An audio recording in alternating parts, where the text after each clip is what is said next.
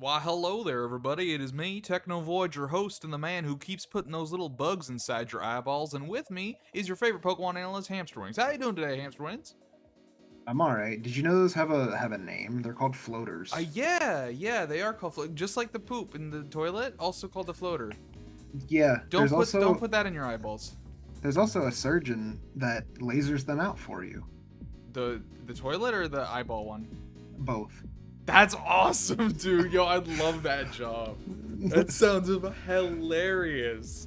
Just shove lasers in people's eyes and their toilets. Fantastic. Anyways, let's get straight into this week of a TDD. We are starting off here with a quick match between OJ and Whiskey, or I believe you have a different name for this match. Uh, let's call it Switching Central. Switching Central. That's a fun little name. That would be like a YouTube video title, maybe. Oh no, that would be a YouTube video title in like 2012. In 2024, it would be "You would not believe this play." True. Yeah. Okay, so talk to me about these teams. Uh, so I mean, good to see OJ bringing sand. Yeah. Love to see it. One of the big things though is this Garchomp. Uh-huh. Because you gotta understand, when Garchomp comes with sand and when Garchomp comes without sand, he's running two different abilities. Yeah, very true. And one of them is infuriating, and the other Is infuriating. is mildly infuriating. They're arguably both infuriating for different reasons, but yeah. But this is the one that I think everyone would consider worse. Yeah, agreed. Worse to play against, you mean? Yeah, more Yeah. frustrating. Yeah. Other than that, I mean, very solid team. Just SAA 3B. Very, very high tier OJ picks. Similar from Whiskey with Mime being the C tier, but honestly, the way Mime plays, Mime might as well carry the sort of potential of a B tier, just in terms of its supportive capability. Yeah, it's really only lacking in like the stats department. Yeah, like I mean, I don't remember what OJ's other B tier is off the top of my head, but like if I had a choice between another sort of like attacking B tier versus supportive C tier, yeah, absolutely bring that. Because like really, Yeah. your only real support here is Rotom. Whiskey's other is actually Togekiss, which does Oh, the same okay. thing as Mr. Mime. All right, well then, Togekiss is pretty good. Togekiss is actually quite nice in a Garchomp, although I guess it loses to DNC, which Mime Yeah, doesn't. it's notably not weak to rock, Mr. Mime. Yeah, which is pretty big. I guess yeah, flying is not a super useful stab against Whiskey here, or against OJ here. Not stab wise, but it does beat Infernape, which is always nice. Mm-hmm. So I mean, Zamazenta, that's a threat. That guy is just threatening. Yep. He doesn't have much diversity, but he's always threatening. Doesn't need it, yeah. And then kind of the opposite end of the spectrum, we got Dragapult, which you have no idea what this thing's doing. It can do so many things. Yeah, it's very much sort of that similar Iron Valiant syndrome. I still think Iron Valiant is more not splashable, I guess, is more weird than Dragapult, but Dragapult is up there, I think, in terms of mons that really just have so many options. Yeah, I mean, I've seen, status hex Dragapult, special Dragapult, specs Dragapult, banded Dragapult, support screens Dragapult. This thing can do a ridiculous Well, amount what of stuff. Dragapult do you think is the play here? Probably a choice item. Yeah, I can see it. Yeah, you got a lot of heavy hitters from OJ. I think you definitely wanting to just take things out early, because nothing really outspeeds here unless you get a Tailwind up. Nothing outspeeds the Dragapult, so really just being able to lay waste to that Garchomp with like a Draco would be very, very helpful for Whiskey's chances, I think. Yeah, problem with Draco is It can miss. it's actually 72% accurate in this match. It's very nice to know. All right, let's get into it. Look at all that banter. Yeah, how are you feeling about these leads here? Oh, we don't see Whiskies yet. Oh, now we do. All right. I think Whiskey's got kind of the lead Very, very good ability to hit Slowking very hard, Mm-hmm. as we see right there.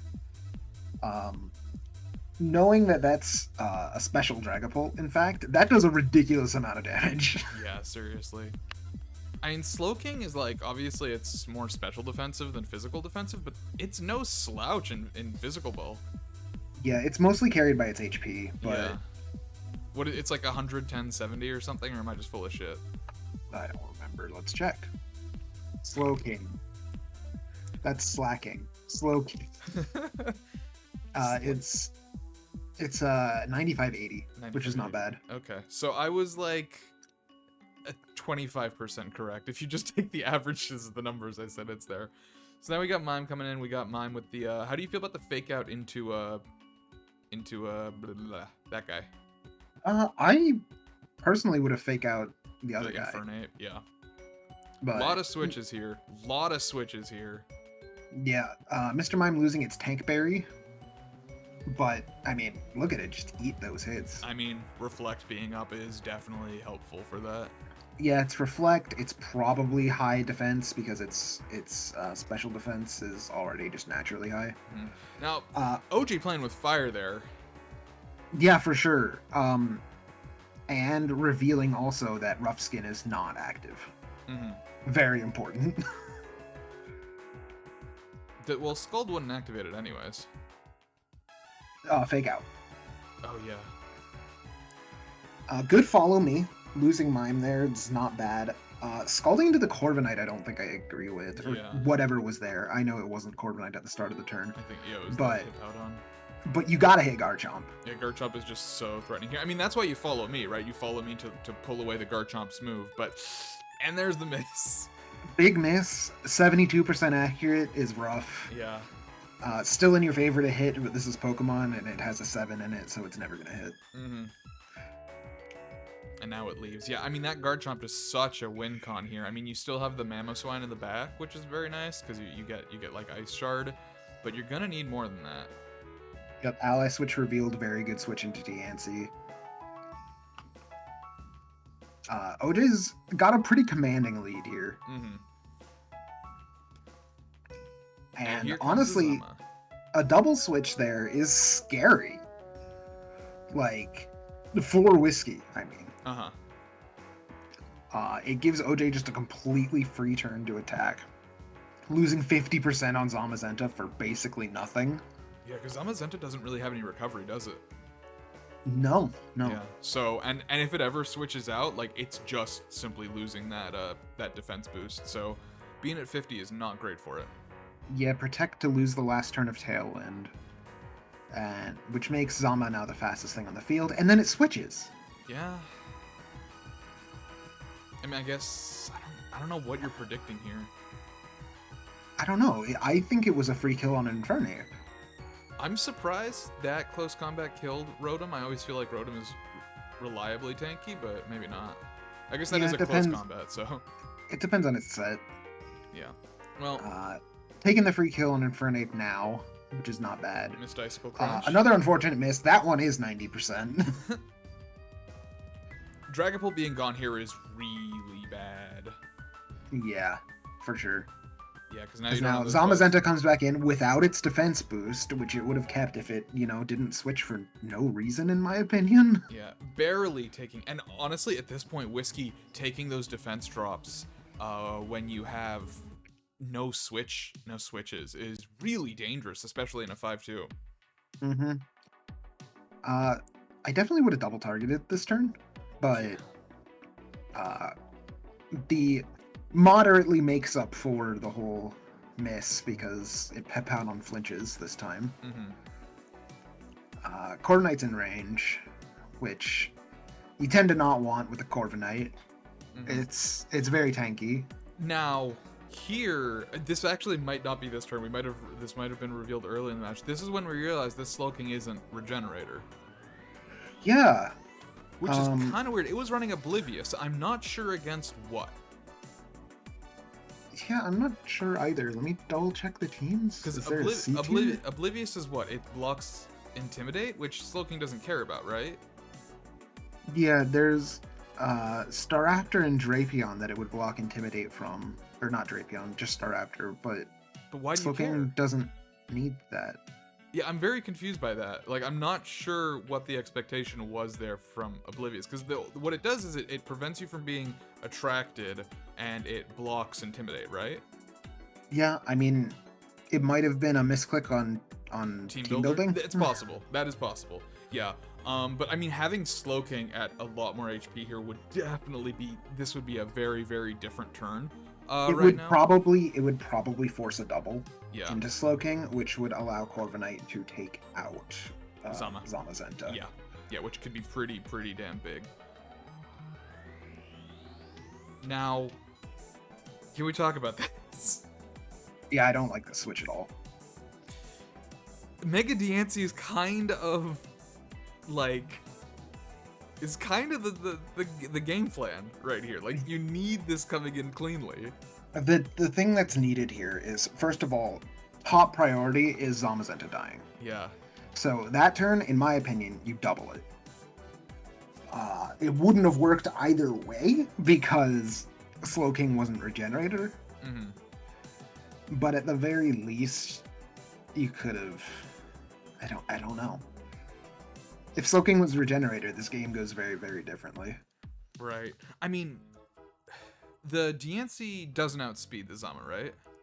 It doesn't outspeed Zama. It only outspeeds Mamo. And notably isn't weak to Ice Shard. Right. Yeah. I feel like, I mean, the double down there is so valuable. I don't know if he actually wins, even if he does get the double down, because it essentially gives you the 2 free switches. But like, what could you possibly bring in here at this point, like the turn before? You have Slowking in, and you have what was the other one? Corv. I think that's fine, right? Because the Zama kills the Zama goes for the Corv, right? Yeah. Does he have lethal on it? Yes, he does. Okay, he has lethal on the Corv, and then I guess the Mamo outspeeds the. But just any amount of more damage on the Zamazenta would have won OJ the game because it would kill itself to Life Orb. Right. Yeah, because between Sandstorm and Life Orb. Yeah, I mean, I don't know if he had anything fast enough. I mean, like here, the play would be to double protect. Right. I know he can't do that because I'm pretty sure Garchomp is banded. Yeah. Yeah, the lack of the region there, very, very weird. Obviously Mamo versus Garchomp is a loss. That's rough, man. That is rough. Whiskey really coming back. Yeah. For what it's worth, Garchomp always had a 20% chance to live there. Yeah, for sure. I mean, obviously, you could say, oh, the Slowking should have had Regenerator. It would have been a different match. That's fine. I think the big thing is OJ simply let himself take too much chip throughout that match. Yeah, I really didn't love the amount of switching in this match also. I think there was just, yeah, it felt like too much. I mean, like, I think the main things were the mime sort of taking the Garchomp hit and sort of giving Empoleon a chance to finish that Garchomp off because it was such a powerful sort of member of the team. But you had Mamo in the back. Honestly, really good preservation of Mamo that match. Yeah, really good preservation of Mamo. Got to give that to Whiskey. But yeah, at the end there with OJ, I don't know if allowing the double down would have allowed him to win the game, but it's just such a I think weird it would. position. I think it would have increased his odds a little bit. Yeah, just I'm surprised Zama outspeeds Diancie. It does, huh? Like, Zama is ridiculously fast. Yeah, I guess I don't really think about that. I think of Diancie, what, like base 100, and I think, yeah, that's pretty fast. Yeah, Diancie's 110. Zamazenta's something stupid. I mean, I think, so like Corviknight had Protect. So if you're predicting the Zama to go for Yeah, no, dude. Zamazan does 138. Yeah, but like, so like the Zama pretty clearly gonna be trying to get lethal on the Corviknight, and it did because it ended up just one-shotting the Diancie. But if you protect on the Corv there in that slot, it whiffs that hit, and then you can kill it back, or at least it's taking more chip at that point. Yeah. Yeah, I don't know. It's possible. There's a lot of things, but regardless. Anyways, that's it. Let's get into our next match. We've got us. You want to talk about you? You want me to talk about me? How do we want to handle this? Sure, that works. I have my eye on the match going on live right now. Oh god. Is it a thing? 6-6, they're on turn 4. That's kind of normal for this league. All right, well, I mean, I could just say, looking at my team, I look at your team and I think, okay, this team is just extremely weak to water. You know, pretty, you know, fairly weak to grass as well. I'm seeing a lot of shared weaknesses across some of the higher tiers, and so I'm thinking to myself, okay, you know, Inteleon can really pop off this match. Weirdly, Cradily ends up being a very, very good partner for it because of the Storm Drain. I can basically Storm Drain Surf, and I'm not too worried about anything on your side of the field not taking a lot of damage from that. Yeah. The real thing I look at this team and sort of concerns me is this Moltres Galar, because I know my team is very good at getting Pokemon below 50%, but not outright killing them. And that's a real problem with this Moltres Galar. If this Moltres Galar is scarfed, I feel like I'm kind of fucked, potentially. So I'm really, really looking at this thing hard. One thing that ends up being very, very important in this match is looking at these teams. I'm not big on Annihilate Final Gambit. I know it's something that, you know, has been used in VGC in the past. I don't know if it's still used. But when I look at our teams, I'm thinking, okay, the only Pokemon I am unable to one-shot from full with a Final Gambit is Ursaluna. Ursaluna just barely lives. Anything else with the max HP invested on my side, nothing can live it if it's full. So normally I would run a Scarf for this. But I decide that I don't because sacking my S tier, sacking my honestly very threatening S tier for something that isn't Ursaluna doesn't feel worth to me. But I can still lose a fair bit of HP and still do a lot of damage with the Final Gambit. So I sort of go for this like middling set of, you know, a lot of draining, a lot of regen, you know, protect, switching, and also that Final Gambit just in case. So that's my side of the field. How about you? Yeah, for me, I kind of just want to like hit things. Yeah, you do. Yeah, you know, that's kind of my MO in every season. It's a good MO. I do have a very funny Florges. You do have a very funny Florges. We'll get into that. Yeah, I think it'll kind of show itself throughout the game. I think everything so. everything else is just kind of designed to hit, do damage. Right. I don't ever have much to say about my team. It just does damage. It just does damage. Well, you know what they say, the best way to win a match is to get the opponent's HP to 0. Yeah. Alright, so my idea with this lead is just lead something that doesn't need Tailwind. Yeah. That's basically my only thought process. So this Florges, I guess we talk about it here in a second. So I switch out because I obviously see the Earth Power threaten. I'm revealing the Grass Knot. Kind of was hoping I could wait a little bit longer. All right, so this is Yeah. So my Florges is now Prankster, and I'm like, this is a good day for me. Yeah, you going into this match, you were running this, and you look at my team and you're like, there is a 40% chance I get Prankster, a 20% chance I get Stamina. So there's a 60% chance. There's unless this man leads like Annihilate or Inteleon or like Cradily, I'm getting an ability that's just absolutely fucking busted on Florges. Yup.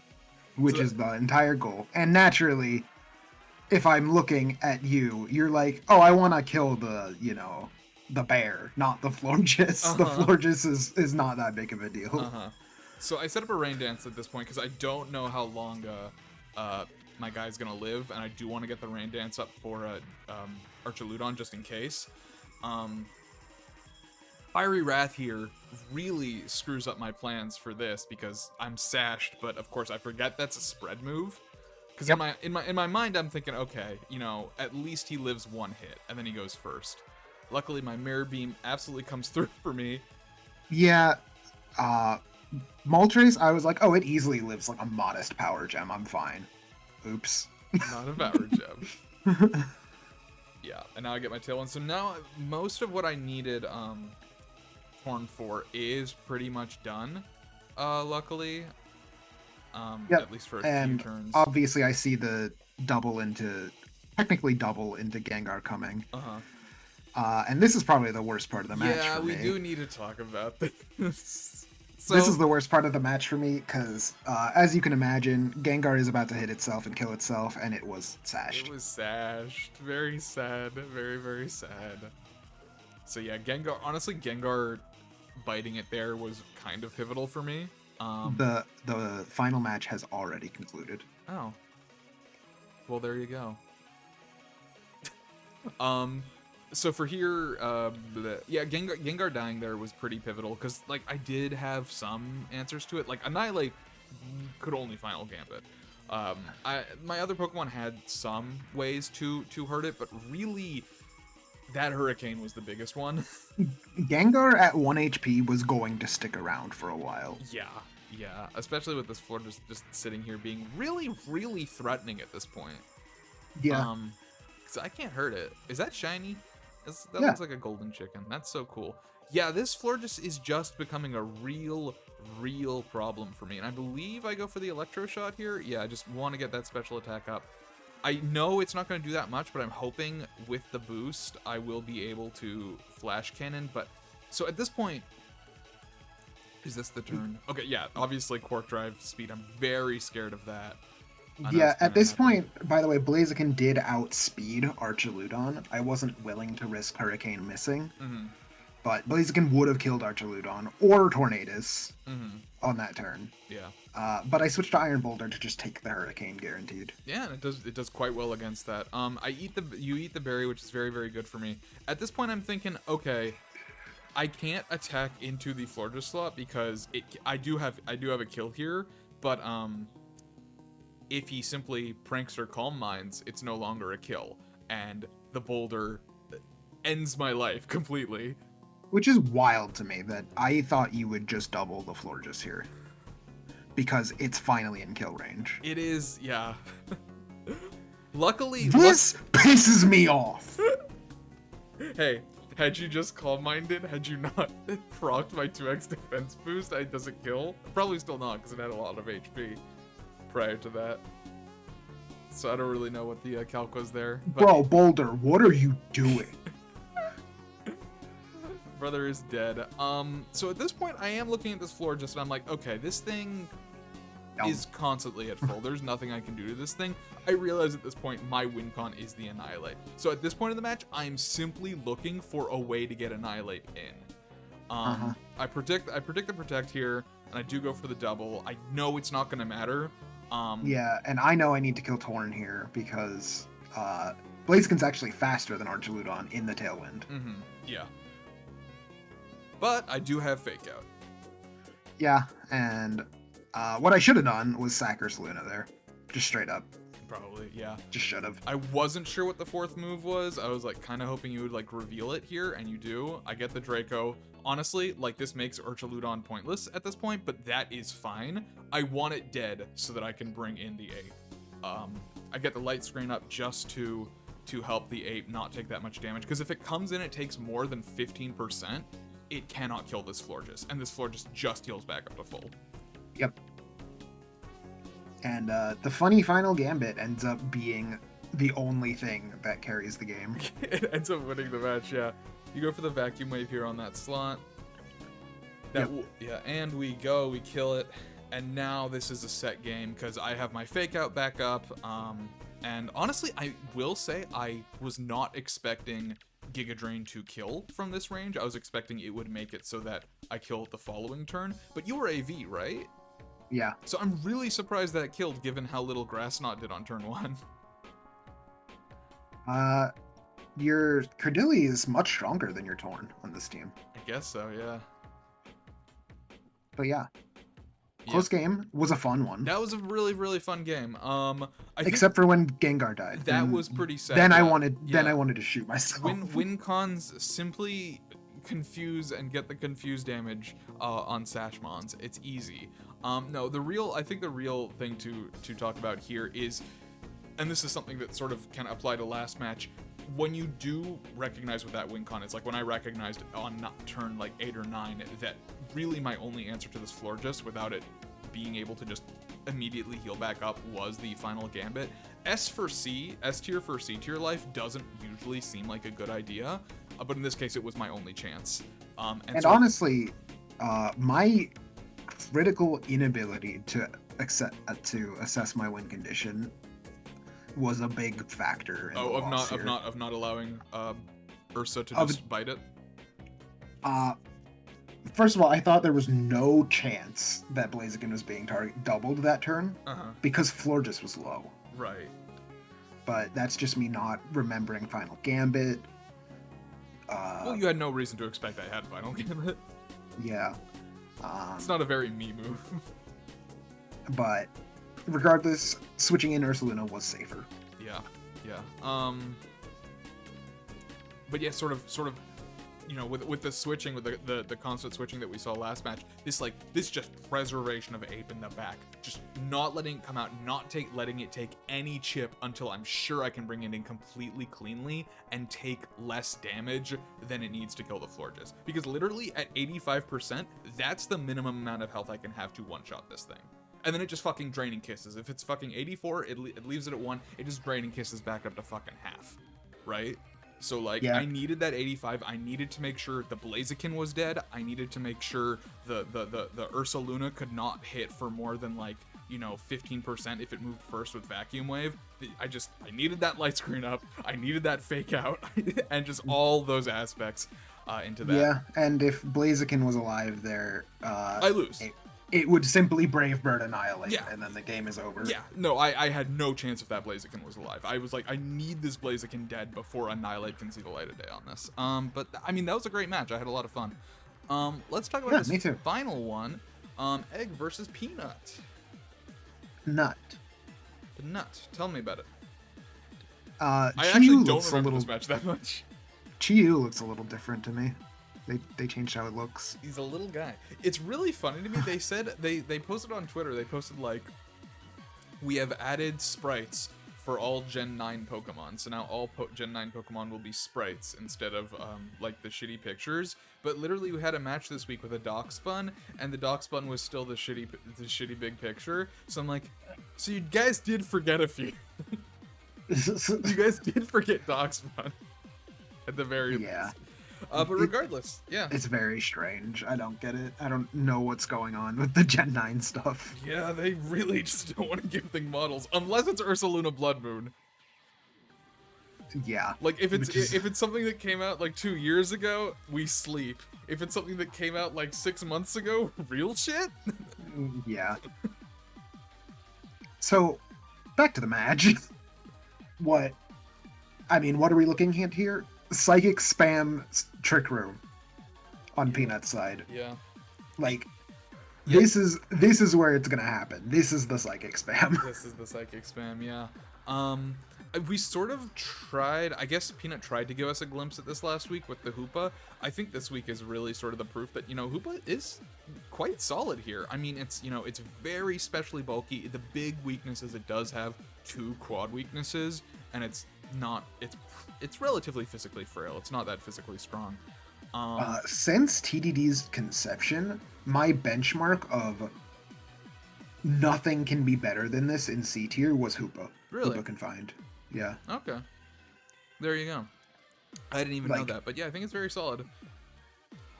I think Hoopa barely qualifies as a C tier, and anything above it just can't be in C. Mm-hmm. Yeah, I think it has access to a nice move pool, and especially here with this Psychic team, its expanding forces are so good. It's coming off base 130 special attack, I think. Something like that. It's a strong Pokemon. Brother's gonna check me again. I'm gonna be wrong again by 20. It's fine. Good call. It's 150. I was off by exactly 20. Let's go. See, this is how we do it. A wrong clock is wrong exactly by 20 minutes. It's fine. We're great. We're perfect. I just need to add 20 every time. Its SPDEF is 130. Yes, thank you. Okay, so they are 20 apart. I was gonna say its special attack is 130 and its special defense is 110. So I was literally off by 20 in both cases. Regardless, that's the Hoopa. What else? Yeah, that's the Hoopa. I mean, Mel Metal is like kind of the perfect like foil to Spam. Mm-hmm. I never know what Torterra's gonna do. It gets a move in this match that it was news to me that it learned it. Headlong? Yeah, I did not know this Pokemon got Headlong Rush. It's pretty funny. Yeah, I do like Peanut's team this season. I know we talked about it in the. I actually don't know if I like the team. I think about like the Mega Sceptile and stuff, but at least this combo of 6, it feels pretty good to me.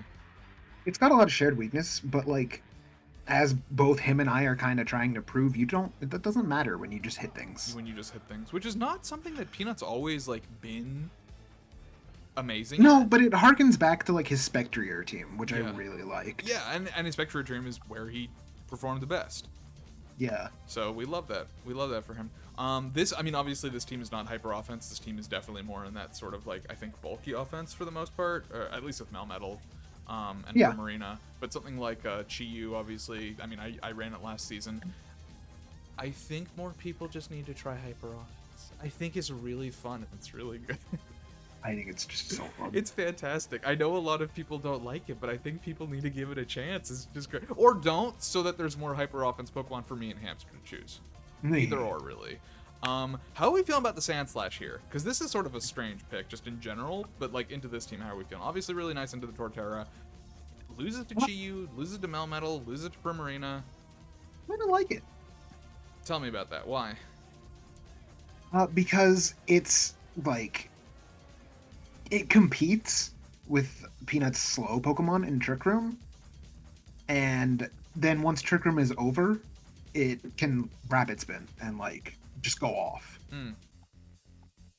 I know it's type. Yeah. Its type coverage isn't the best into Peanut's team, but the main moves that it runs are gonna be like Icicle Spear, Iron Head, and Earthquake. Mm-hmm. And the EQ works okay here, yeah. Yeah. I don't dislike it. Mm-hmm. If he was really cooking, he would have done that Choice Scarf Rapid Spin. That would have been really good, because then your Rapid Spins go super, super fast, and they make you even faster, and then you just break the speed limit. I'm not here to throw shade. Alright, let's get into this one. Yeah, and then just the rest of the Pokemon on Egg side. Qianpao here is going to be a major player. If a win comes to Egg, it's going to be on Qianpao's back. Qianpao's back, definitely. I mean, yeah. Being a dark type is really nice against Peanut's team. Yeah. Alright, so the turn 1 U-turn. Lovely. So Heatwave comes out. Hoopa doing what it do. It's going to set up Trick Room here. Yeah, I mean, these are 2 special attackers in on a Hoopa. Hoopa does leave, though. I'm surprised it didn't just go for the Expanding Force. Yeah, I think it would have been able to. Slowking reveals the counter Expanding Force. Yeah, I think is great prep on X part. Yeah, and I guess the one thing about Hoopa is that it's faster than Slowking, and Slowking's going to eat it. Well, its Expanding Force wouldn't have really hit Hoopa that hard. No, not super hard, but... And I think I think Hoopa kills in response, no? I'm not sure, but Torterra comes in here, the hero legend. Torterra kind of pogging. Yeah, he does not care. He's like, alright. Some huge damage there from the Melmetal. I'm in here, I'm gonna eat this Ice Beam real quick, and I'm gonna kill you. The boy. Headlong Rush is such a fucking good move. Yeah. It's so good. Crazy. Ground type close combat goes so fucking hard. Mm-hmm. Peanut definitely looking to Rock Slide here again. Mm-hmm. One more again. Predicting the Mega and going for another headlong rush into a flying type. This was a beautiful turn on Peanut's part. First of all, calling Charizard to protect because it's the last turn of Trick Room. Not a super hard read, but a good one. Yeah. And then headlong rushing into the flying type, hoping that it will Mega. And it does. I think this thing might be banded. I don't remember. The Torterra? Yeah. Yeah, possibly. It's the only move it showed off, yeah. So now we got the Follow Me. That's obviously, we've seen the Heat Wave, but at the very least it is going to take the triple axle. Yeah, Hoopa certainly dies here without Follow Me, Yeah. so very good call. Yeah, Trick Room goes right back up. Yeah. And even though Peanut is down in Pokemon count, I think he's in a pretty advantageous situation here. I mean, you know that is going to just do so much here. For Egg here, choosing a priority target is so rough, and then it doesn't even matter anyway. Yeah, because of the flinch, yeah. Alright, so, yeah, this Hoopa, I don't believe has a way to hit, the Chen Pao. The double protect to sort of undo the Tailwind so that... I don't think it matters. I don't think, even in TR... It's not enough. Yeah, it's not enough. He doesn't underspeed anything here. But... How do you feel about that double? The protect into switching into Urshifu I like. Mm-hmm. Go for the double.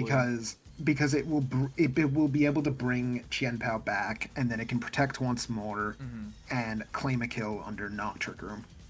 Yeah. I mean, trying to deal with this Trick Room. Does this thing have protect? Does it show it off? Yeah, it just did. Okay. Opts not to protect, just suckers into Melmetal. Good play there, especially since we know that, or we don't 100% know, but we can feel pretty confident that Hoopa can't really hit this thing. Although it had Shadow Ball, but it just wasn't doing that much.